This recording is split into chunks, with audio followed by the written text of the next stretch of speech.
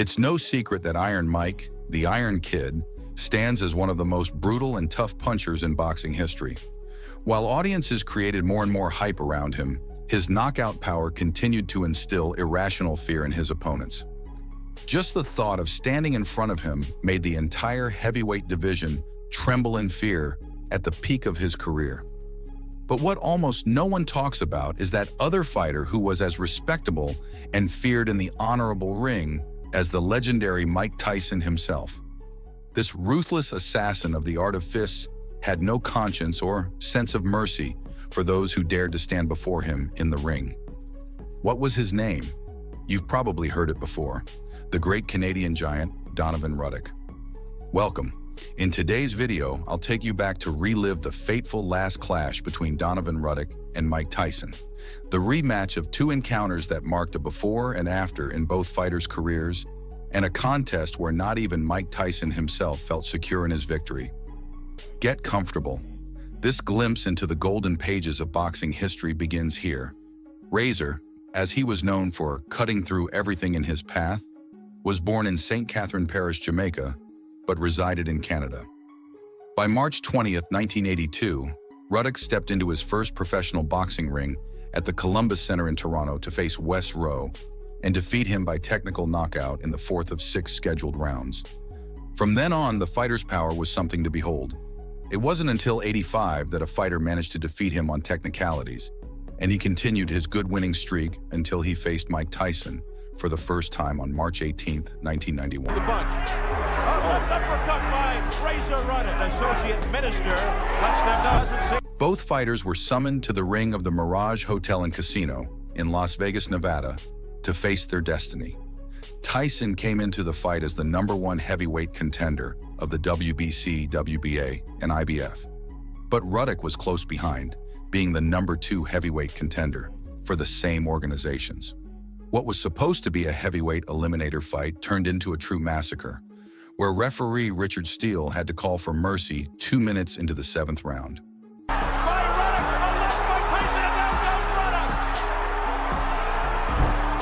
Although Ruddock tried to become the active aggressor in the fight during the first round, he was quickly intimidated by Iron Mike's offense.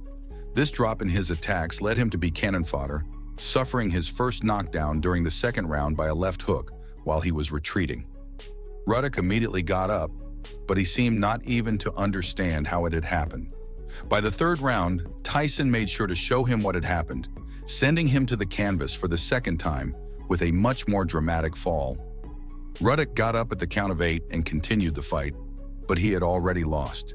He bought time with clinches and weak counterattacks until the 7th round, when Tyson made his head dance from side to side with a lethal barrage of punches that caused the fight to be stopped and earned him the victory by technical knockout at 2 minutes and 22 seconds.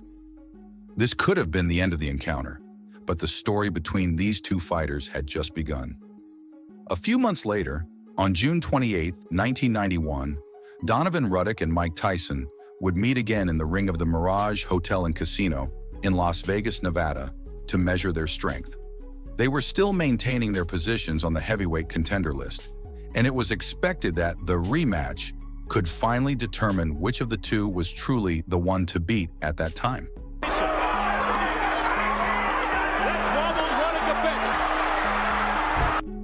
Dalby Shirley, Chuck Giampa, and Art Lurie were appointed as judges for the match. And this time, the 3rd man in the ring was none other than Mills Lane. With the sound of the bell, the 2nd round of a war that many had been waiting to see began.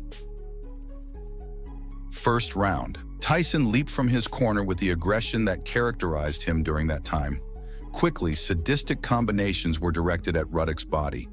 For his part, the Canadian giant acted cautiously and tried to stay out of Tyson's attack range. Tensions were high after that first encounter, so even after the closing bell of the round, the fighters continued exchanging blows with Mills Lane in between them. And they continue after the bell. 2nd round. Ruddock tried to keep Tyson at bay by extending his left hand, but he was unable to do so. Tyson was going for the head, and his audacity paid off. A powerful right hook, clean and well aimed, left the Canadian giant on the canvas. Mills Lane Ruddock took Lane's count and continued the fight, but Mike had entered devil mode. Staying firm in his guard was the only option he had left. He's in trouble again. Tyson showing no respect whatsoever for Ruddock. A low blow. Third round. Tyson became the clear aggressor of the fight, spending the entire round stalking Ruddock like a predator to its prey.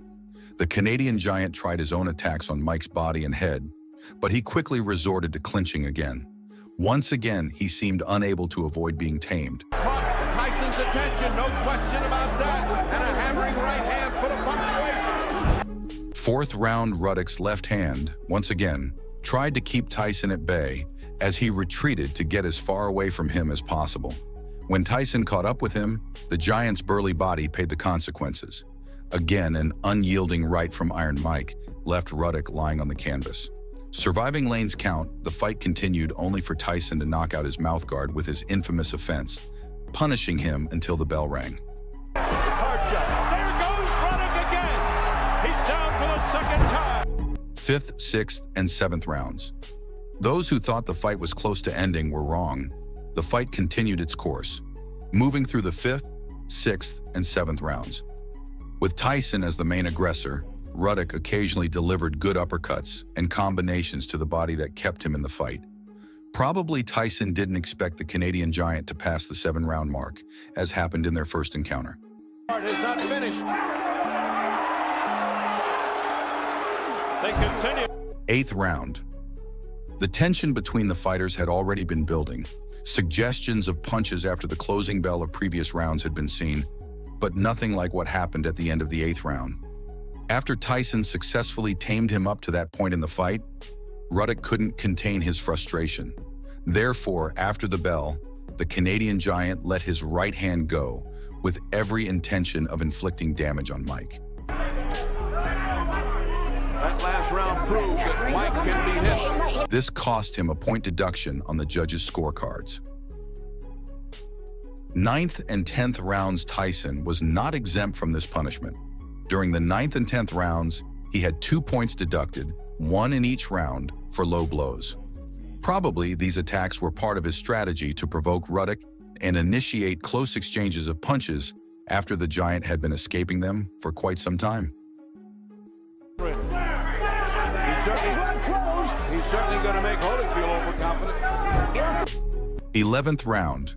With the judge's decision just around the corner and 2 points deducted from his scorecards, Tyson didn't come out to play during the 11th round. Although Ruddock had proven to be a tough nut to crack, he never managed to take control of the pace of the fight from Mike. The Razor, instead of cutting through everything in his path, was retreating or clinching at crucial moments. This allowed Iron Mike to show himself as aggressive and determined. Take any more points, for fear of affecting a heavyweight championship, a heavyweight fight. 12th round, Ruddock was exhausted for the final round, so now more than ever, he fought to stay on his feet, not to win. He kept his distance as much as possible and shamelessly bet on clinching to avoid being severely injured. Tyson kept advancing until the end. This was going to go the distance. Not many.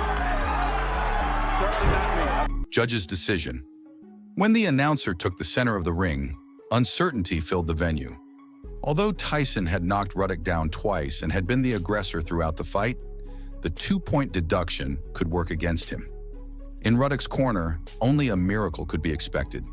By unanimous jury decision, the verdict in the rematch against one of the giants who gave him the most trouble favored Tyson. Once again, Iron Mike proved his supremacy over Donovan Ruddock. If you've made it this far, I thank you. Remember, the best way to support my content is by leaving a like on the video. Do you think Donovan Ruddock had a real chance of beating Tyson in the rematch? Let me know in the comments.